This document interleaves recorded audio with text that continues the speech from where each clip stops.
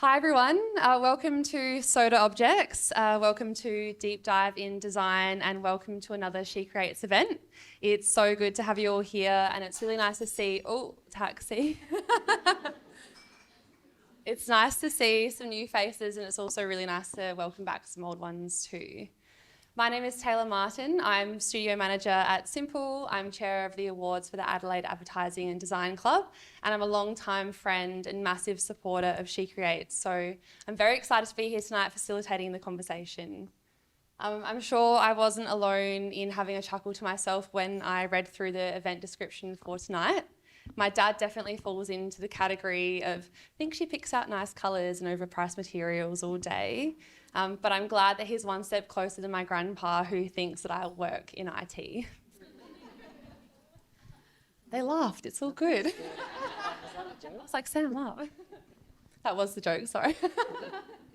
Before we get too far into tonight, I want to acknowledge the land that we meet on today is the traditional lands of the Kaurna people, and we respect their spiritual relationship with their country. We also acknowledge the Kaurna people as the traditional custodians of the Adelaide region, and that their cultural and heritage beliefs are still as important to the living Kaurna people today.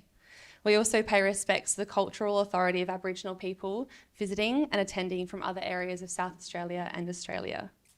A little housekeeping before we get started. So there are toilets, well, actually I should say there's a toilet just outside to the right if you do need to go, but hopefully you can hold on.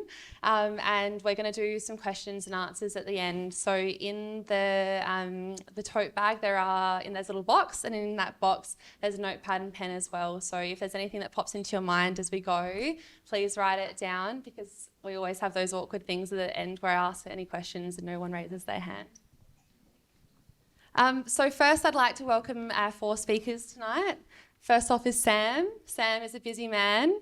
By day, he's co-founder and head of content at Frame Creative, which is a full-service creative agency here in Adelaide, and also over in West Hollywood. And by night, he's wrangling 3 kids with his wife, Vanessa.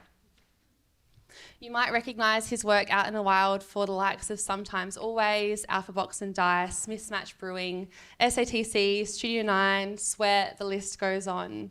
His client list also includes some eye-watering household names, including Disney, Nickelodeon, Adidas and Mitsubishi. He's as comfortable clicking the button on the camera as he is directing what's happening in front of it. He can jump into a website's back end and craft the code. He can direct 3D, he can direct motion, and I'm hoping he can talk. Hold for applause. Sam, your roster includes some pretty incredible clients. What's it like working for Warner Brothers? Yeah, it was amazing. It was pretty crazy how all that came about, just with the film being shot here and everything of Mortal Kombat, and through just different connections and people we knew, friends I'd worked with in the past, our names came up when the director Simon McCoy asked for a designer, like good designers in Adelaide, and our names came up a few times, which was sick, and then we just hit it off with him, and he's an ex-designer himself, a director, so we presented like heaps of concepts and he frothed on all of them, and the rest is history. Then he asked us to do the main titles for the film, which was sweet. And what was it like seeing that work on the big screen for the first time? Yeah, it was unbelievable, like a real pinch yourself moment, like going to the cinema, and that's the sort of thing you kind of dream about, going, like even you'd sit in the cinema and go, I could do that. And then like actually it came on us, and it was like the craziest few months of our lives, like back to back work. But then when we finally saw it, it was amazing. That's awesome. So Vanessa is Sam's wife, if you haven't already pieced that together. I can almost guarantee that most of us either own something by the Wolfgang, or you've been tempted to ask someone on the street what they're wearing and it was probably by the Wolfgang, or we've scrolled past the likes of Kendall Jenner, Steph Claire Smith, Hilary Duff on Instagram, who've been flaunting their favourite Wolfgang piece. So I'm excited to introduce to you Vanessa, who is the creative brains behind it all. Inspired by a love of travel, Vanessa founded the Wolfgang after completing her Bachelor of Communications and working with none other than Australian fashion royalty Sass & Bide. In 6 short years, the Wolfgang has become a global empire. They've got a long list of stockists and an even longer list of dedicated supporters right around the world. Vanessa, one of the hardest parts surely of starting a new business is choosing what to call it. Where did the Wolfgang come from? Yeah, I mean, the name, the Wolfgang, is actually dedicated to my godfather, whose name was Wolfgang. And I just always loved the name. I had a deep connection with the name from early on, and before it became like a cool name, which it is now. And You've then made it cool. I don't think I did. I think, yeah. I don't know, maybe. Yeah, I just love that it's like also, you know, a play on words. It's about a collective, and that's what we're really about at Wolfgang. That's awesome. Next, I'd like to introduce you all to Jana. Jana is an associate interior designer at Studio 9 Architects, who are one of Adelaide's largest interior design studios with a national portfolio. Jana knows and recognises the true value of design as a tool of communication and combines her strong design sensibility with her wealth of on-site experience to deliver multi-award-winning projects, including for the Mill Studio, the District Bar at Sky City in Adelaide, Vault 91 Bar, TikTok's headquarters, which I believe is not the TikTok, but the Adelaide TikTok, equally as cool, and my personal favourite, 11 Bar and Restaurant.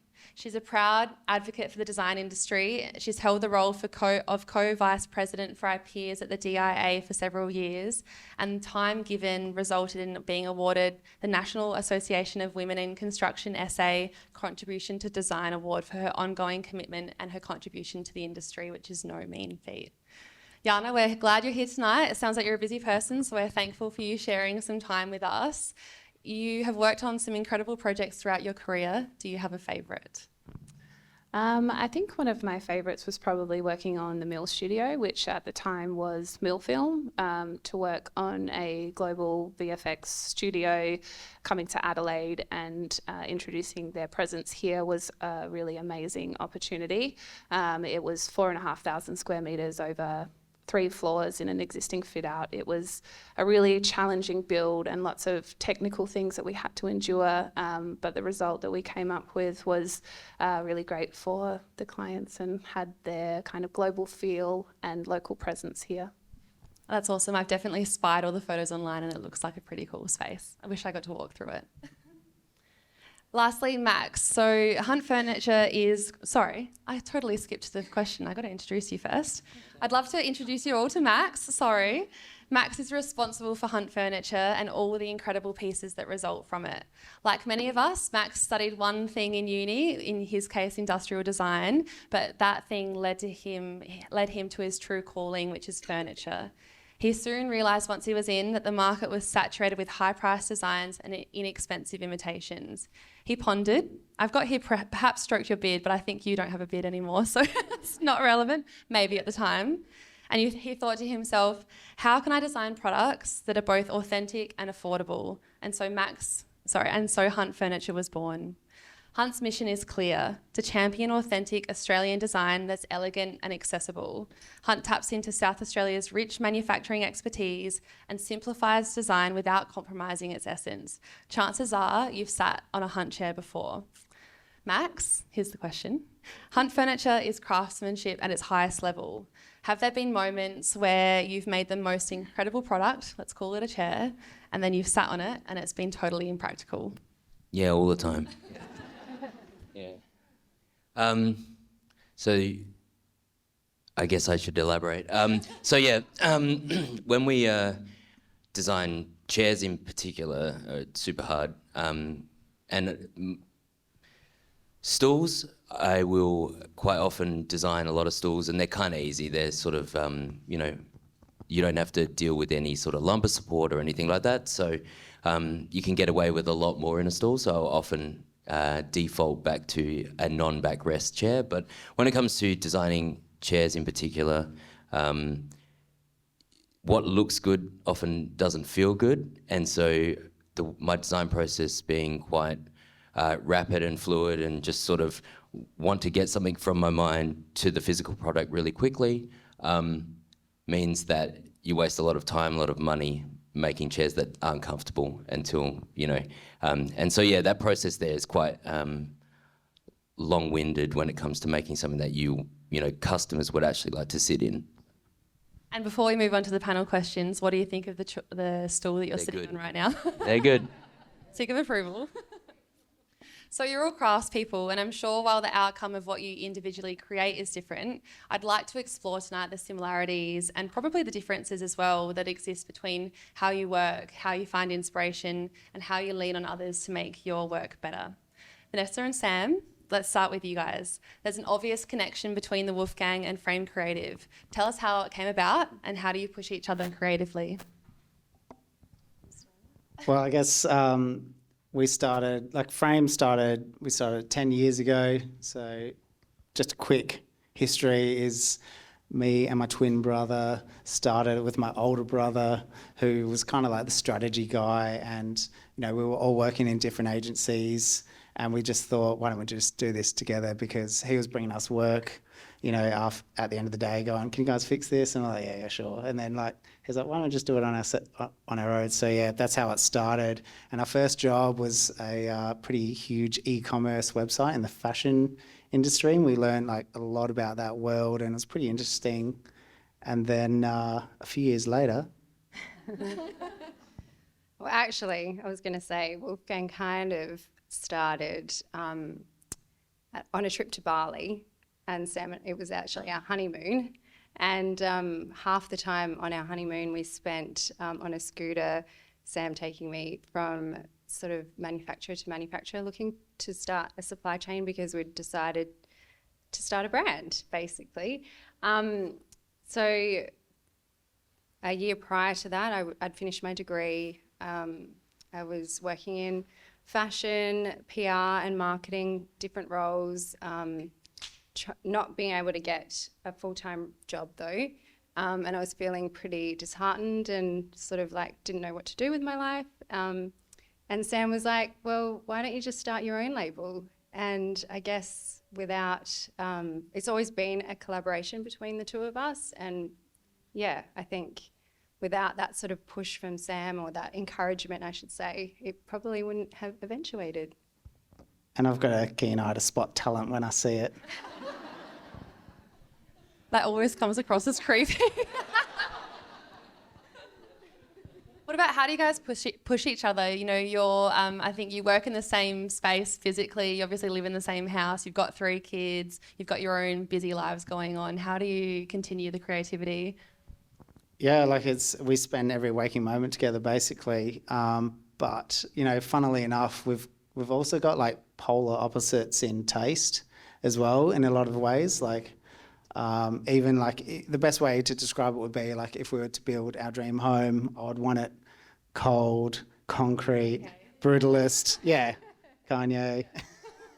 Represent. And Ness would be like more into the warm, eclectic, vintage vibes. But like because we've got such kind of different taste, I don't know. It kind of like, in a sense, it's like iron sharpens up iron in a non-wanky sense. But like, I love the stuff that she's into. She loves what I'm into, and then like I usually just compromise and go with what she wants. I'm going to say what happens if, you know, you're both at a standstill, who compromises, but it sounds like Definitely, I'm too.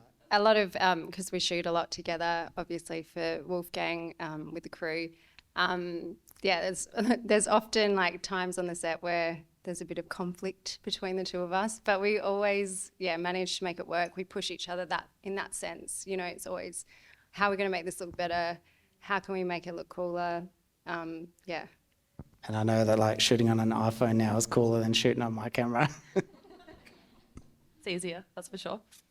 Curating a space that is just as beautiful as it is practical is no mean feat. And I think we can all agree that interior design and furniture design play equally important roles in the success of a space. So Yana and Max, how do your crafts intersect to make each other's work better? And, you know, Yana, when are you thinking about furniture in the process? And Max, at what point are you thinking about the space?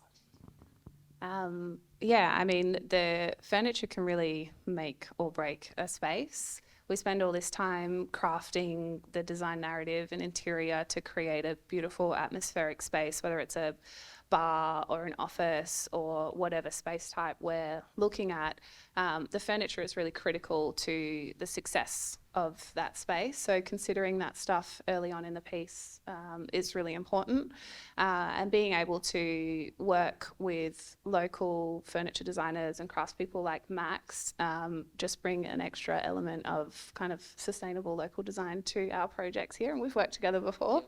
Yeah. Yeah, I mean, from my perspective, like, so because I make product rather than custom furniture, I am fairly well directed by the interiors and architects that come to me. But I sort of, the design process from the, within Hunt is very much, I design a product kind of selfishly, like for myself, that I want to see out there. And then it may, then I put it into the market, and it may or may not, it may win or it may flop. And so interior designers and, like especially like Studio 9 have come and, they will select products, certain products. And so they will see products within a range, and they will, if they make it into a fit out, then I know that it's probably a win. And I'm quite colorblind as well, so I'm pretty heavily directed by the specifications of an interior designer and architect. So when they come to me and they, specify fabrics or finishes, really I only sort of, I guess, go into more technical details on the way that those finishes may wear and tear and things like that. But then if they specify, I know the colour's good, the colour combo is good, and it may make it into something in the future, but generally I'm pretty heavily directed by the interior designers. So. Yeah. And what's it like being a quite colourblind creative? Has it landed? I don't know. I mean, like I think it's like a flat line, when it comes to like, you don't have any emotion around colour. You know what I mean? So when I create furniture, I would always use blacks, whites, and then I go into natural materials, and that sort of has shaped the aesthetic of Hunt quite a bit. So I use timbers mainly because, you can't really get a timber colour wrong. Timber is what colour it is, and so pairing that with a natural material, whether it's steel, it could be copper, brass, it could be, a black or white, and then an interior designer can come and, or like anyone can come and tell me what other colours work. So, but I leave that to someone else's eyes. Yeah. We all know that a brand is so much more than the logo, and it's a given for any new restaurant or any new retail store or just any space that it has to be an extension of the brand that's been put around it. So Sam and Yana, how and where are you finding your worlds into colliding, and what advice would you give to us that involved in branding and interior design to be better collaborators in the process? Throwback to a bit of history, our worlds first collided when I was in my first job out of uni, maybe 10 years ago.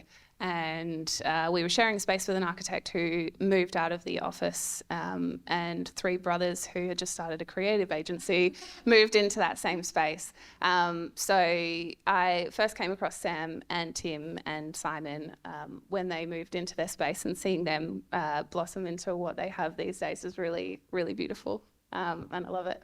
Yeah, it's good. So 7 years ago almost, wasn't it? It was 7 or 8?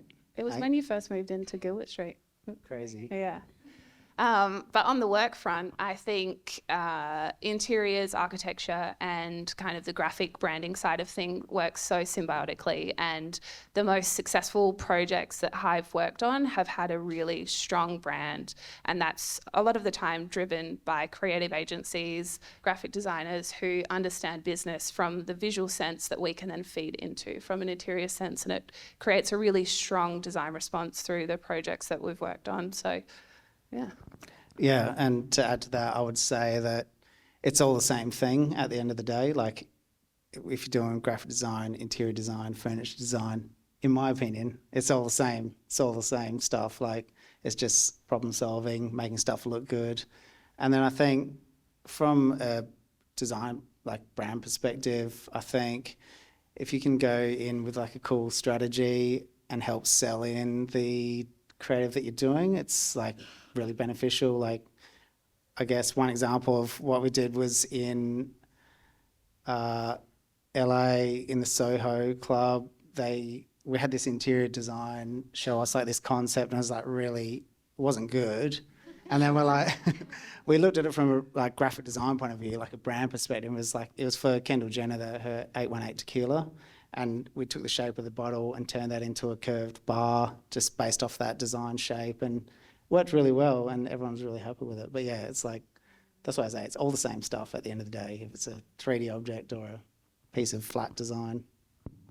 Although sometimes the worst thing is when clients want their branding colours in their interior, and you you just have to tell them there's colours beyond your branding colours. They can work together, but they don't have to be in the space. That's it. And I'm pretty sure I couldn't design a very comfortable stool to sit on either. What about in terms of, there's something really romantic about us all collaborating and being involved the whole way along, but I think from a business practicality sense, it's really hard sometimes. I suppose even at Simple, you know, we develop brands, we pass them on, and then the client goes and puts them into an interior space and it all kind of topples over. How do you think we should forge these conversations between different disciplines better? Just turn a blind I eye. don't have the answer. Turn a blind eye. Sometimes I see work get butchered. I'm just like, oh. How could we do it better though? Yeah, I haven't really thought about that. Yeah, just like, I guess, set a direction and hope they follow it. That's all we can really do, I guess. Or collaborate with, like, if I was handing over to you, for example, we'd just work together. It'd be great. Let's do it.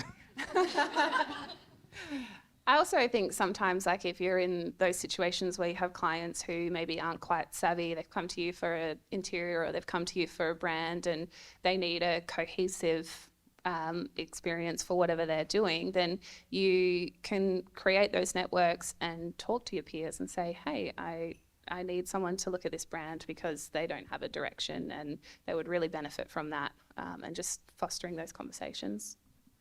Awesome. So, total sidebar, but we've been doing a small project with the Jam Factory, and every time I walk through their building, I feel this immense desire to just kind of get my hands dirty and make something tangible.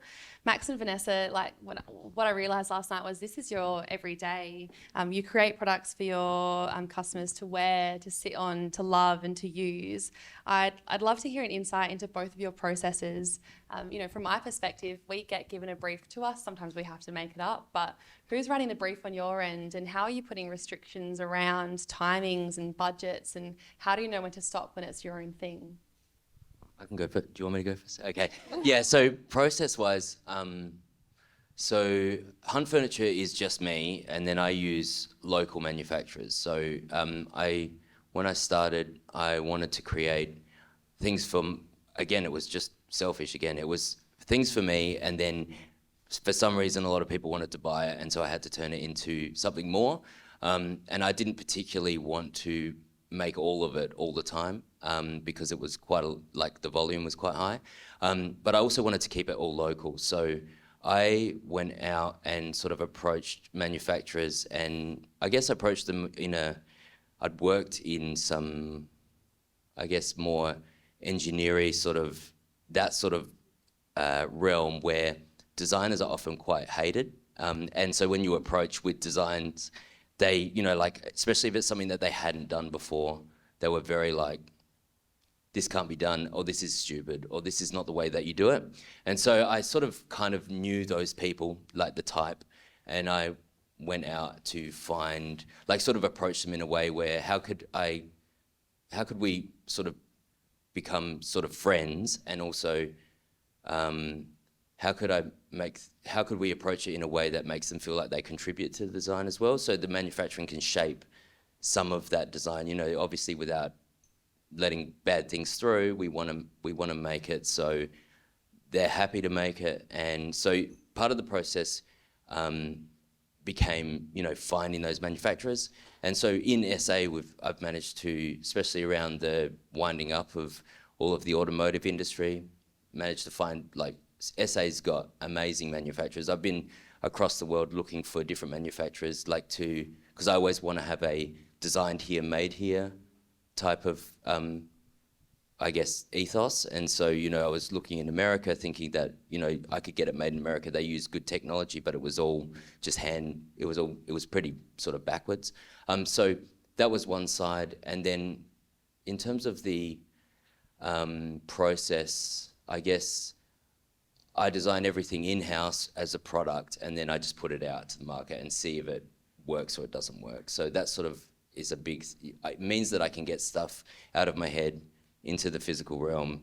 People can love it, people can not buy it, and then I know if it works or not. And then I add it to the range and I reduce it from the range and then move on. But yeah, that's sort of like the main process that I would go through in terms of designing and choosing product. Finding your success rate is getting higher and higher in terms of what you're putting out and No what way. people are buying? I or would say, it's getting I worse? would say no, because like I guess like when I entered, it was sort of a fluke. You know, I did something that I really liked, and other people really liked it, and it was very natural and very organic. And so now you're trying to follow that up, and the actual, I think I was not on trend, and it became trend. And so when you become trend, I think it devalues, and so you have to wait out. And you know, like I do something because I kind of can't help it. I do the design in the way that it is because that's the way that I design, and I don't have another language. And so that will stay the same for that whole time until people forget a trend was a trend, and then it comes back in again. And you know, yeah, so that's sort of the hit rate is sporadic, you know, but it's still good. It works, and it's still a business, and it's I would say it's successful. So yeah, that's the way I work. What about you, Vanessa? Cheers. With fashion, I'm just like in contrast, timeline is everything for us. We work in a very, very strict, tight deadline. We're designing 4 collections a year. They're releasing every 3 months, and the process takes about 12 months for each collection. So it's like it's a real, yeah, you cannot basically move out of that time. If you like are late a day, it affects everything down the bottom, like down the end of the line. So we're the sort of process. Can you hold that for me a sec? The process is sort of like start with a mood board for the collection, new collection. Then we move on to hand sketching and CADing all of the range on Illustrator. We get protos in. We work on print development. We move to final samples, which we then have to photograph with the frame guys. 6 months later. That's 6 months later. And then we are into selling the range to our wholesale market globally. And then from there, we enter production, and then we release the stock. So that's a full 12-month cycle, which we are working on all the time, and probably 3 to 4 collections at one time is like there's something going on. So for instance, at the moment we're working on, we're releasing our spring range next week, and then for this year, and then we've just finished photographing our spring range for next year. Oh no, sorry, our autumn winter range for next year. And we are currently sampling our winter range for next year as well at the same time. I don't know, I'm confused. I'm sorry, that didn't make any sense, but it's something like that, and it's a lot, and it's crazy, but kind of love it. How do you stay ahead then? I mean, I walk into some stores and I'm so behind the times fashion-wise. I can't imagine what it would feel like to try and set a trend for, 12 months in advance. Yeah, I mean, a lot of brands do follow trend, and we kind of you just naturally do a little bit as a designer, but you also, I think we try to be like design leaders as well. We try to do our own thing. We're inspired by different things other than like just what's on trend at the moment. And I think that's really important as a label, like that, if you want to be globally recognized and build and grow, like to, really just stay true to your design aesthetic and the things that the trend, the inspiration that you follow. What about when it comes time to briefing the frame guys? Are you briefing them? Are they briefing you? Who runs the show here? Poor frame. See Eliza over there eyeing us off. Yeah, it can be difficult.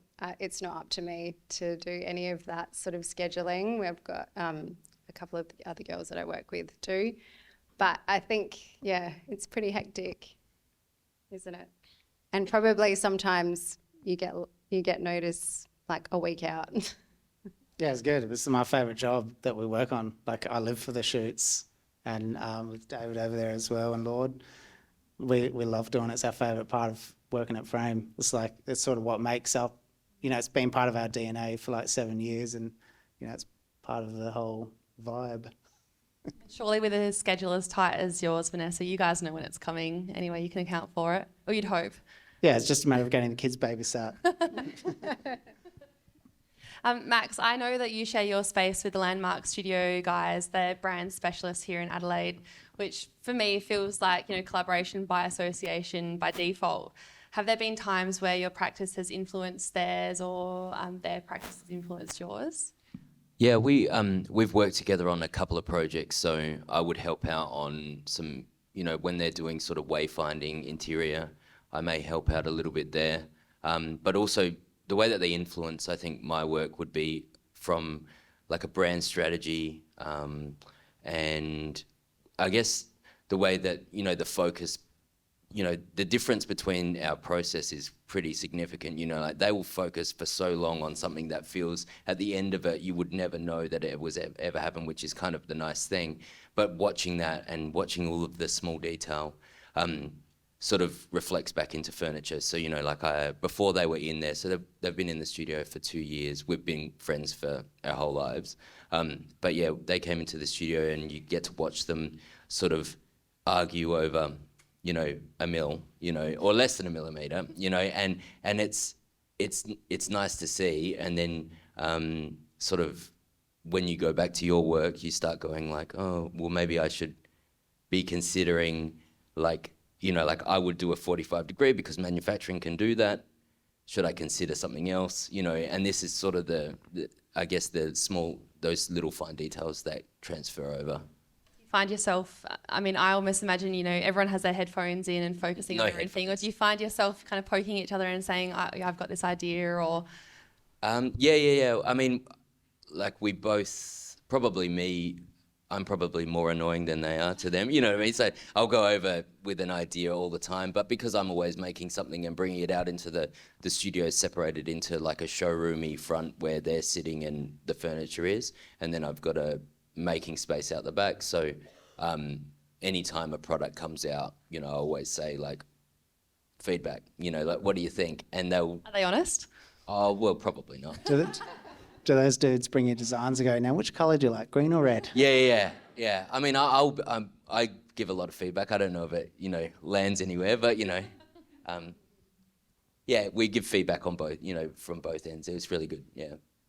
I was thinking just before when you said about the millimetre, from a designer perspective, that's a big thing, but surely from a furniture perspective, a millimetre can make or break something as well. Yeah, mill's massive. I meant like, like when we're talking about like type spacing. Micro decisions. Yeah. So let's jump into inspiration, and this is a question directed at everybody, so I'm not sure who wants to go first, but are there specific examples that come to mind of, things that you've learned or you've seen or you've heard or you've done that have actually led to, a tangible thing within any of your projects? Say something.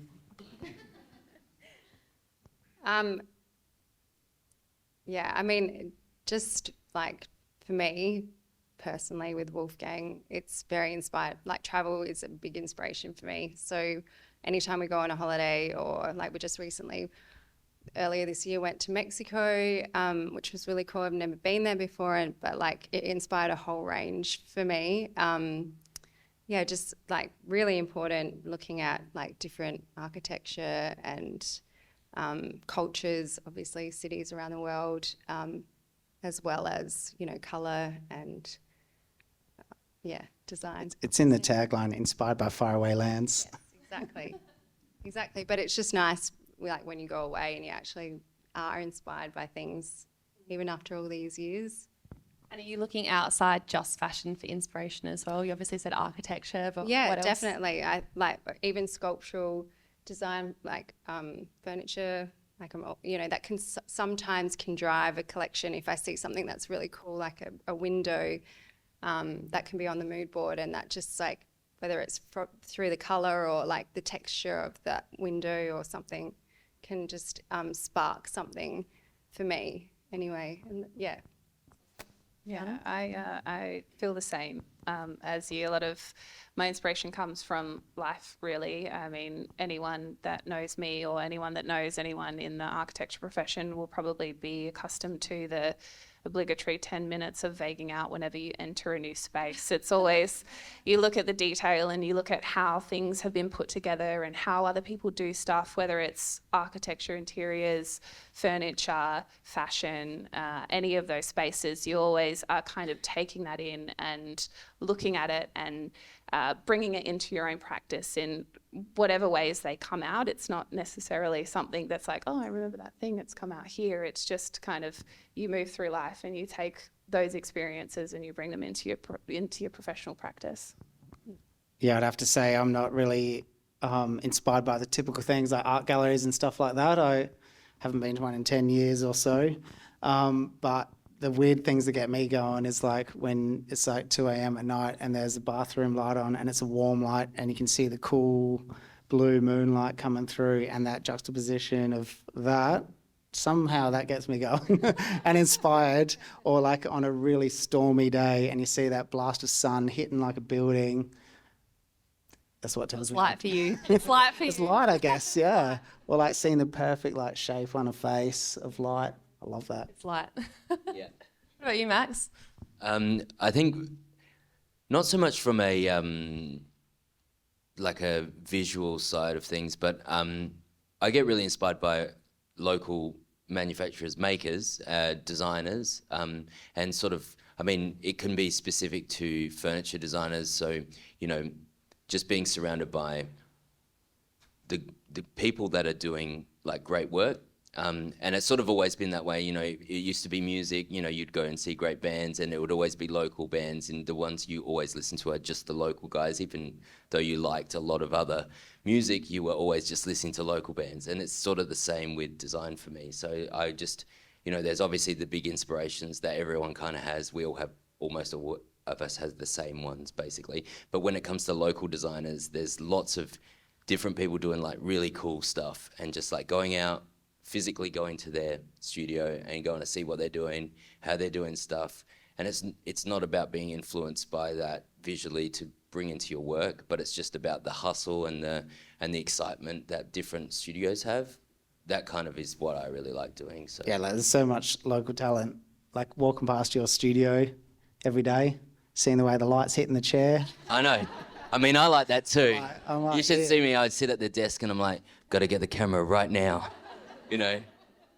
Yeah. What about, I mean, it's a bit of a side note, I suppose, but one of the biggest things I think is like as creatives, it's really hard to switch off. You know, you walk into your bathroom and you have this moment, you walk into any new space and you have 10 minutes that you just lose because you're looking at everything.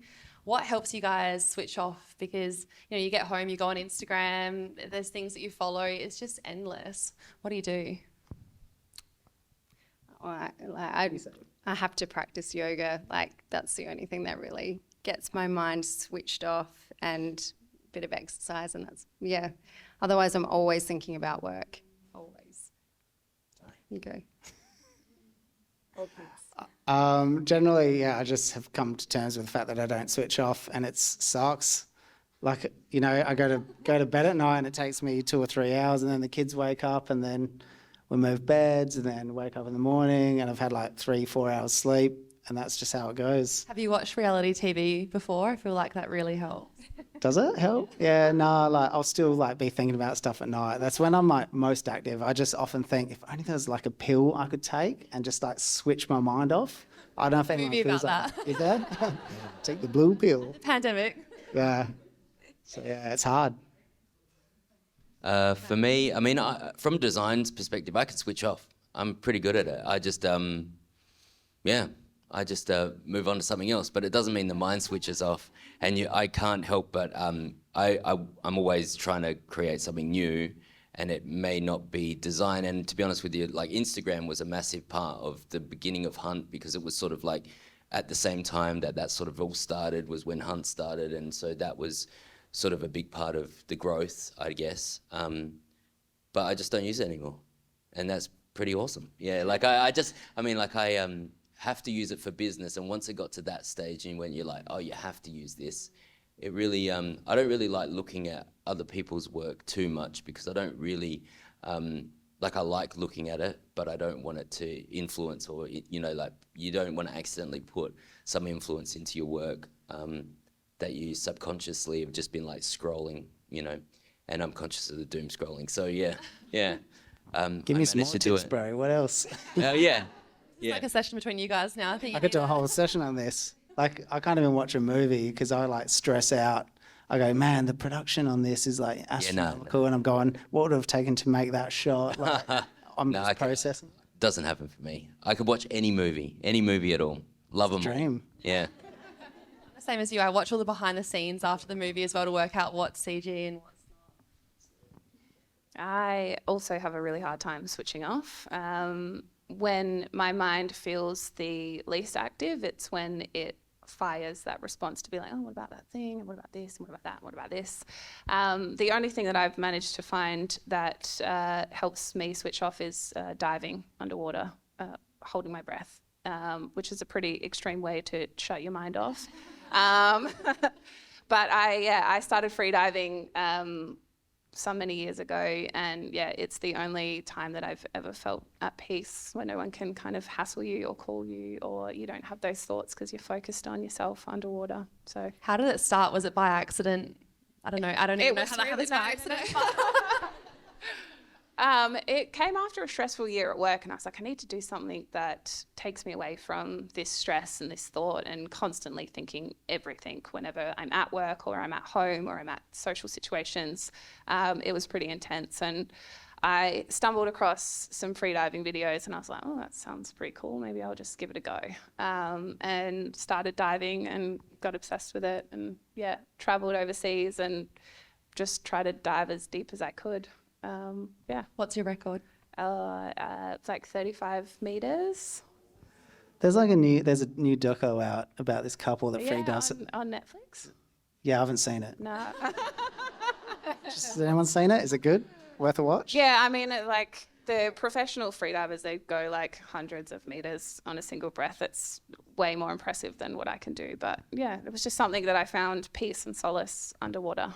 What about your ears? Like my ears hurt at the bottom of a pool, like a metre and a half. It's about frequent and constant equalization. Max, one of the things that you were saying before was, not doom scrolling to find kind of imitation and seeping into your work. Part of my research on you, it really uncovered that you're as committed to creating beautiful pieces as you are to fostering conversations around IP and emphasising the importance of recognising and respecting the rights of designers and creatives. So whether it's replica products or whether it's near identical creative outputs, I'm sure all of us have kind of found instances or had those moments where something looks just a little too similar to something we've seen before, or something that we've actually worked really hard to build from the ground up. What does it feel like when you find a replica or you see something too close to be a coincidence? And what's your advice to everyone in the room when you find yourselves in such a situation? That's for everyone, but Max, you start. Yeah, I think it's super hurtful when you find something that's completely ripped off. Australian regulation, so you kind of have to, it depends on the industry, so furniture's pretty bad for it. So I think architecture's pretty well protected. Visual arts is really well protected. Fashion's pretty protected, but you're going to have a lot more people taking it, but you have recourse. For furniture, getting ripped off is devastating. It's obviously financially really devastating if you have a successful product that becomes non-successful because it gets ripped off by a major brand. But you also kind of have to move on. I got ripped off once, a couple of times, and I spoke to Bend, which was a Los Angeles company, and they did these all wire chairs, bright colors, they're everywhere, and they were like very ripped off, like in the 2015 kind of area. And I called them and said, "Oh, what do you do?" And they just say, "You just got to design something and you get 6 months." And it's true. That's what you get in Australia. You get 6 months, you design something good. If it does really well, you're going to get ripped off. It's going to come out for $25 and you have to move on. And that's what it is currently. And the Authentic Design Alliance, for example, is working with regulators to change that and make that better for Australian designers. I mean, in UK and America, they've already sort of outlawed replica. Australia, I think, is kind of is teetering now. With like things like Matt Blatt and whatever else, the copies they sort of all closed up especially during COVID. So that's been probably quite good. But yeah, so advice, I mean, from my perspective would be, I wouldn't say just move on, because I tried to do take legal action and stuff like that, but you're just not protected. So yeah, I mean, from my, I did, it took me a while, and then you move on and you design some new stuff and you just get excited about a new product, and then you just work with that. Register it if you can afford, register it early. And then there'll be new legislation or new technology that will protect you. And it's sort of like about the education between the consumer and the designer as well. So, I think there will be a movement where people will feel less inclined to want to, feel a little bit ashamed about owning certain products, especially if it's known to be a rip-off. So that would be my thing. Just to add to that, I think generally speaking about Australian consumers of design, they're not very educated on authentic design or good design, and they want the look of the good design, but they want to pay nothing for it. And when you get all of these places that are replicating beautiful things that living, working designers have spent hours putting into prototyping and realizing products, if someone doesn't know that that's happened, then they're completely oblivious to it. So I see it as our kind of responsibility to educate the general population. So I'll always be telling my non-designer friends, don't buy that thing, it's a piece of shit and it was made really poorly. It's actually from this designer. And getting up that general level of design intelligence in our community is the way that we can improve those things so people don't make those decisions. I feel like fashion is one of the worst industries for this sort of thing to happen, and it's definitely happened to me a few times. It makes you feel pretty shitty, but at the same time, it's kind of a compliment as well. It means you're doing your work well, and people are they're seeing you, they're noticing you. But I remember the first time it happened to us, it was with one of our first products that we launched. Product, it was sort of what kind of got us off the ground, and it got copied pretty soon after, and it was my first experience with that. Tried to do all the legal stuff or whatever, but there's nothing really that you can do. So I guess what we took on board with that experience was really focusing on why would making the brand story so good that why would a customer want to buy something full price when they can get it a third of the price?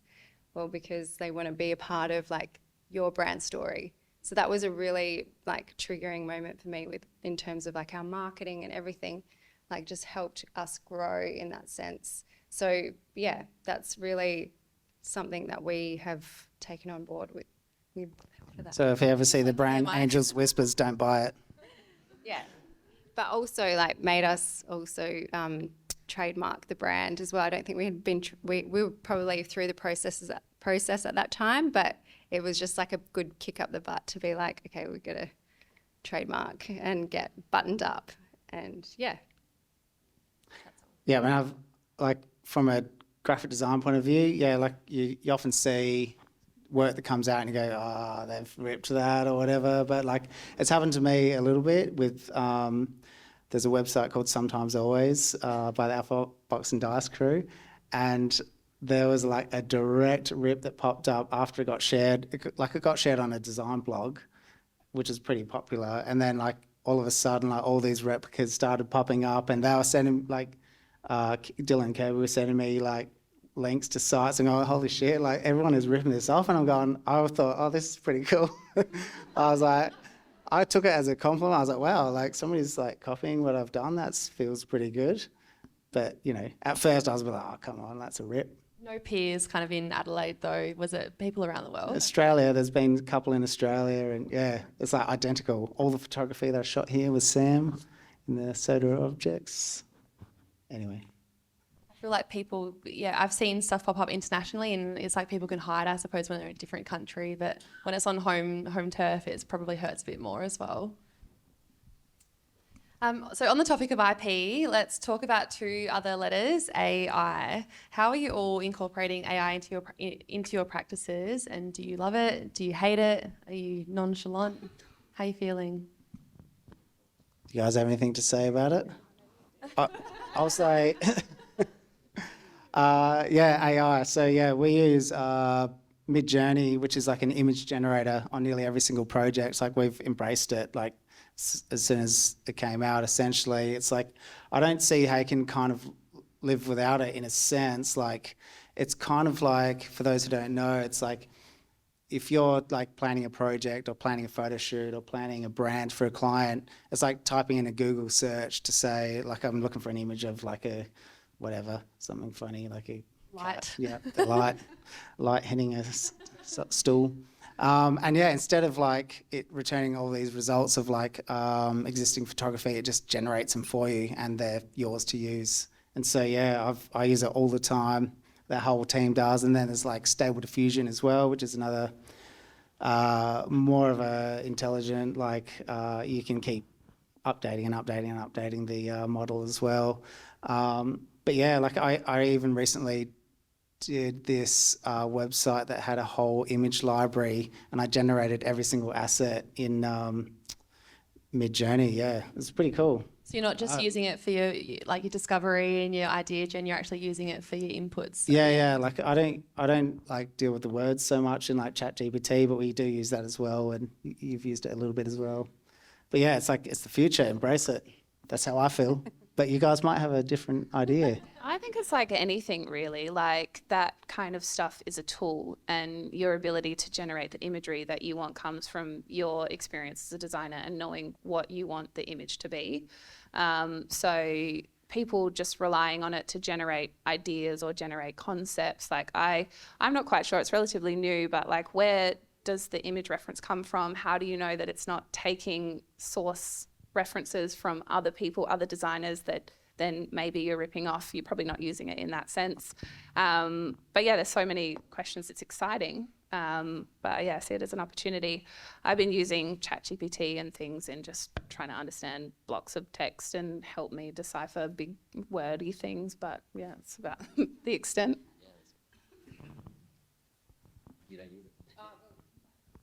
We use, I don't think we use it, and I don't think we're ready, other than, copy, but from a creative perspective. Pattern making before. Pattern making? I don't think so. I think maybe like if we did, it would have been just an experimental thing. Yeah. But yeah, I think for us designing, like hand sketching, the human nature of like fashion design for us is really important still. But yeah, I agree with you, Jana. Like I think until things are a bit more regulated in terms of like, you know, artists, yeah, like just protecting artists, I guess that's like an important thing for me. Yeah, I think there's this website that's like, have I been ripped off by AI? And it's a whole bunch of artists whose work has been generated or prompted to return results for people, and they can put their art in and it will, yeah, establish it. So I think it's relatively new, it's exciting, but there are a lot of questions around the ethics of where the information is coming from that we should all be thinking about and talking about. I use ChatGPT a reasonable amount. I don't really produce final products with it, but like final content with it. But it will, it kind of can summarize really well, and it can produce like some like long form text for you, and you can read through it and see if it's better than what you would say, and then you have to rewrite it for yourself. But you can also develop like a really quite a good persona through it. So, if you feed it, like I've got one that I run, which I think is about like 50,000 words on a persona, just to get it to the point where I'm like, it could mimic me to an extent, if I needed to do something. And then the best thing about AI or like this sort of stuff is that it sucks at designing physical items. It sucks so bad. And I know it's getting better, but like I've tried quite a lot to design, to see if it could design furniture based on like any sort of reference to my material, to anyone else's material. And it is terrible. Like it's so bad. And that's so good. Like, I love yeah, that. I gotta say, like I talked it up, but like it's still every single image has got like 6 fingers on a Yeah. hand, and like I presented this like outback view of a backyard to a client, and then after the presentation I looked at the image again, and it was a dude serving a head on a plate. I was like, yeah. But Is that on that website that yeah. you speak of? Yeah. But one of the things that I have seen recently, and I've used it, but I'm not, just to muck around, which is really cool, which is like a rendering software. So you still hand sketch everything.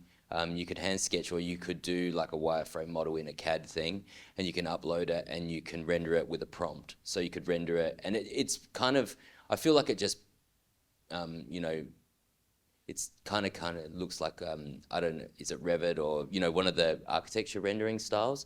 But it's quite good, and it's 2 seconds. So I think if you're in your discovery or in your client presentations, if you had the design in whatever software you were using, which was CAD, and you didn't want to put it in, you didn't want to spend the 10 hours or 15 hours rendering, you can do like a pretty close second with an AI. I think it's called like Visco or something like that, and it's pretty powerful. And I think like when you think of the timing that it's been, what are we, like a couple of months in, it will be epic. It will replace a bunch of stuff, and I don't think it will get regulated that well, but Yeah, like I don't necessarily think it's going to replace us as designers, but I did see a funny meme about AI that was like the only way. It's not going to replace us because like clients will still need to know how to give a good brief. We're safe. You need to know what to put into it. Let's talk about dream scenarios. So dream clients, dream collaborations, dream situations, dream projects. We've all got one. When you guys close your eyes, what do you see? What do you want to see? I think you've got the longest answer. Why don't you go? No, like I think this was one of my questions to ask myself, but I don't have an answer. I wanted to ask Max. Oh, yeah, okay. From What's my your end game, bro? Like, what do you want to do with your I mean, furniture? it should be the same for everyone, but like I kind of, as I said before, I can't help doing what I do. Like I would stop and earn way more money if I did something else, right? Like design is, it can be okay, but it's not the highest paying job that you can find. But because you can't help it, my ideal scenario would be that I probably could do what I'm doing without needing to get paid for it. I didn't need it, and just keep doing what I'm doing. But having some there's some designers from Adelaide, like Kaon, who did, he designed the Qantas like A3. I don't know which one he did, but he did all the interiors for Qantas. That's a pretty epic client to have, and that's sort of more like legacy stuff. I think my end game is probably at the end when the stuff is still around. There's not too much of it, so you didn't make too much. You weren't cluttering the world, but you made something that lasted beyond you, and people actually liked it and wanted to pass it down, and it stayed forever. That's sort of like probably the end game for me. Sick. What's your dream? I'm taking over now. You do it. I actually feel like a little tear. What's your dream interior, Yana? What's your dream job? I think my dream scenario is probably just the situation where everyone's on the same page. They're the most successful projects that you work on, where you get your client, they get you, you've developed a level of understanding of what they need and what they're after, and you can show them a solution that they didn't even know that they wanted. It all comes from communication, breaking it down, understanding, and then solving their problem through design, which is a pretty cool thing that we can do. So it's not a peak project or some kind of space that I have in my mind. It's really just about fostering relationships and being the best that I can be for my clients. Has that happened to date? Yeah, there have been a few projects where you kind of get to the end of it and everyone's like, oh, that was really cool. Like there was the pain, but the pain was worth it. When you have the kind of constant hitting the wall through the process, like it makes it so difficult to get to the end and be like, oh, that was cool. You kind of just go, all right, let's get on to the next thing and let's forget that ever happened. And you stop to actually acknowledge what was so great about that thing that you just did. And building architecture, design is a complex journey, and it's so heavily revolved around relationships with all of the people that you work with, whether it's your client or collaborators, other designers, other creative fields. Yeah, that's what I get excited about. Vanessa, you're next. Okay. For me, at the moment, global domination. No, definitely like taking the brand next level, being a bit more of a globally recognized brand is something that's really on the radar for me. Like it's what's keeping me up at night. So definitely being in those key retailers that we want to be in that service, the US and UK. We're actually Sam and I are going over to the States next month to do some sales appointments and that sort of thing. So that will be fun, maybe a shoot. But yeah, definitely traveling more for the brand, like photo shoots abroad would be definitely a goal for us, or for me. And yeah, just more, and like growing the team here, just doing what we're doing, but doing it bigger. Sam? Yeah, I guess like end game is like, I mean, so my twin brother Simon lives in Los Angeles, and that's opened up so many doors for us in terms of the kind of global clients who want to be working with. And like Max says, that you want to sort of leave a bit of a legacy or do like a piece of work that really gets recognised, and that's part of our mantra. It's work that gets seen. Less of the small mum and pop sort of stuff. Not that there's anything wrong with that, but like I want to do big boy work. What's big boy work like? Oh, like Kanye? big brand. Yeah. Wesh got asked to do a job for him, but anyway. Yeah, and then like building a massive team in LA as well, and like we've got the absolute best crew. Like I feel like we're living the dream because we've got the best crew I've ever worked with, and the most talented people. And I just want to have that in LA as well, and have like parties over there, parties here, and like sort of like I heard like a really like wanky statement once from another agency that said we're a borderless agency. But that's sort of what I want. Aren't we all borderless now with just Yeah, exactly. the internet? And while we're looking forward, it would be pretty remiss not to look back. So what are your proudest moments, those pinch me moments? It could be something really big, it could be something really small. Like what is the legacy moment for you in the here and now?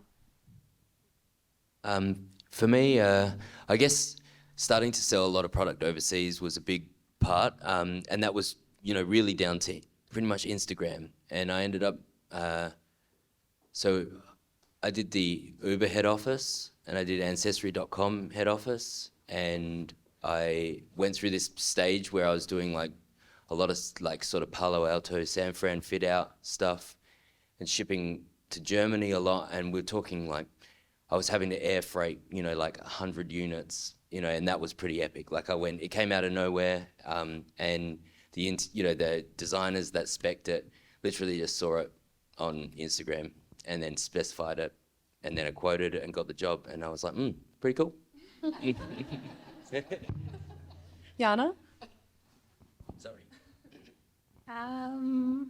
I'm not quite sure, actually. I think I kind of look back over my career and where I've gotten to, and I still kind of pinch myself that I'm where I'm at. I get to work with a great team of people, and seeing some of the younger designers come through and seeing their talent and being able to foster them in their design professions and see them flourish is really cool. I was pretty stoked when you got appointed at Student That's Eyes. pretty cool, wasn't it? Cool brand. I know her. I know her.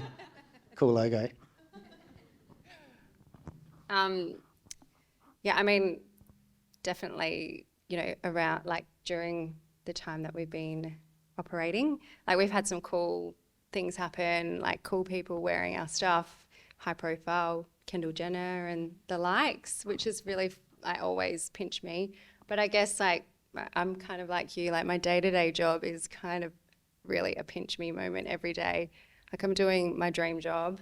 I created my dream job, and yeah, I feel very, very blessed. I've got a career highlight. It was at the premiere of the Mortal Kombat film when the director got up in front of everyone and started into his speech. And, he started saying, there's so many people I want to thank, so many people that did so much on this job. But there's two people in particular, and they went to this 5-minute speech. And then at the end he said, Sam and Simon, can you please stand up? And he got us to stand up in front of everyone. I don't know, because he liked the logo and the title, and he liked working with us. He's a good guy. And yeah, made us stand up in front of everyone. And then when we sat down, I said to Simon, that was probably the highlight of our career. It's downhill from here. There's nothing else. That's the end of the questions. I'm sure you guys have 1,000 burning questions. Who wants to start? We've got to think about this. Do you want to do that? Hello, this is more of a question for Max and Vanessa, but I was wondering how sustainability and ethics influence how you come up with your designs. So the ethics stuff, locally designed was always key. When a lot of manufacturers, even locally, were using designing in Australia, and they say they say Australian, Australian design or whatever. When you look deeper, I was really kind of looking at it and going, okay, well, why are all the pallets that are in your warehouse, from China? And because the Australian government, you can say made in Australia with very minimal input. You can assemble here and it can be Australian made. So that was a big part of when I started. Making, that was the sort of, I wanted to keep it local because I like supporting local, and then also, it makes it easier to control as well. But then I think from sustainability, I kind of run a 2010 sustainability thing. All of my product is made here, the steel's from here, and the timber is all sustainably sourced, but almost you kind of have to go out of your way to get unsustainable timber in Australia. You definitely can get it, but the problem is that if you make it from unsustainably sourced, it's often not seasoned for Australian climate, and it will all fall apart anyway, and so then it will end up costing me more in the long run. So I think the sustainability stuff kind of came not so much as a core focus of Hunt, but it ended up being there anyway. And the only extra initiative that I've done is, because this, I started in 2010 and I did a lot of commercial fit outs, and some of those commercial fit outs, they don't necessarily survive. And if they do, they may need refurbishment. So I'll often go out and see if they need anything refurbed instead of buying new. And then also do a buyback program where I can actually get, the steel and stuff in there it's never gonna break, it's never gonna change shape. I can blast it, powder coat it, and start again, and I could probably even do it cheaper than making it new. So I'll often buy back from customers that no longer need their products, so I don't have to remake it. So. I know there's a real spotlight on fashion at the moment with sustainability, and I'm going to be careful about how I talk about this, but I'm very passionate about it, just so you know. So fashion for me is a really tricky industry. It's obviously not sustainable, and no matter in any which way you can, like anyone that's going to say it's sustainable it's greenwashing. It's not. But there's definitely practices that we're taking on board, and I know a lot of brands are at the moment, obviously through packaging, through just materials that we're using and things that we're picking, not over ordering. That's one of the main reasons why we do wholesale, is because we want to find out more about how many units our customer base want, and then we just do try and limit our orders, I guess, based on the demand. So it's doing as best as we can, but also being trying to service a global the global market, I should say. It's just a really tricky thing, and it's something that we're trying to get better at every day and very conscious of. In terms of ethically, it took a long time for us to be able to become a brand that would be able to afford to work with more artisan type suppliers. And in the last 12 to 18 months, we've been working with some really, really amazing artisans that are Bali based, something that I've been sourcing since we started. And we are developing these beautiful handmade pieces that take 10 to 12 days to make. They're very high priced. We're going to launch some end of the year.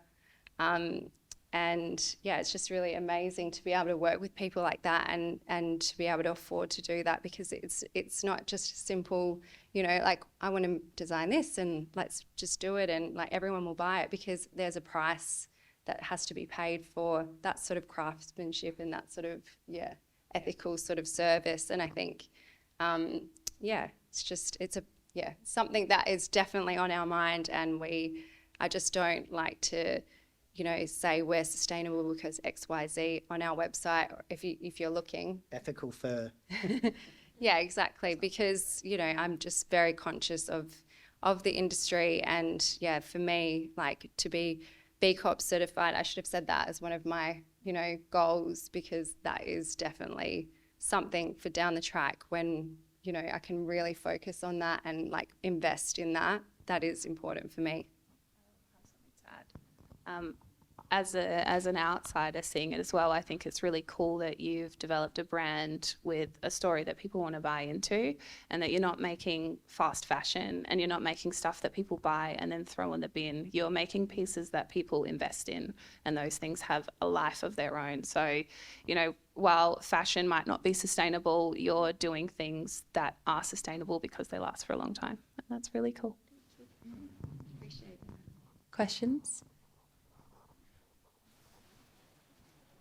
Come on, guys. None. I'll have That's it. I feel like an auctioneer going once. None. I was going to say, if anyone wants to privately come and have a conversation with any of us, please feel free to. We'd love to talk to all of you. I know it's nerve-wracking being in this sort of space. So, come and have a drink with us and chat. I think we might leave it there then. Thank you, everybody. Thanks for listening. Thanks for sharing so much as well. I think nights like these and She Creates events aren't possible without a large number of man hours, or I should say woman hours, put into it. And man, there's actually a guy on the committee as well. But it's also not possible without the support of our sponsors. So our major sponsor, Peach, has been with us from the beginning. So thanks to them. Thanks to Soda for hosting us in this space. Thanks to Jessie for taking photos. Thanks to Quick Copy for printing out all the goods that are sitting on your chairs, and hopefully you're not sitting on them. Thanks to, I should say Quick Copy Hilton. Thanks to Alpha Box and Dice for the delicious wine we've been drinking. Thanks to Studio 9 for the incredible bags. Thanks to Wolfgang. I think there's a voucher in the bags as well. There's a lot going on. If you haven't explored the bags already, you definitely should. Thanks to the AADC, who are our partners. Thanks to Cluson & Co, who've been with us since the beginning as well. Thanks to the guys from Merlin, Rich over there. They're with us every step of the way as well. I hope you haven't got, I'm looking straight in the camera now, I'm thinking about it. Please cut that out.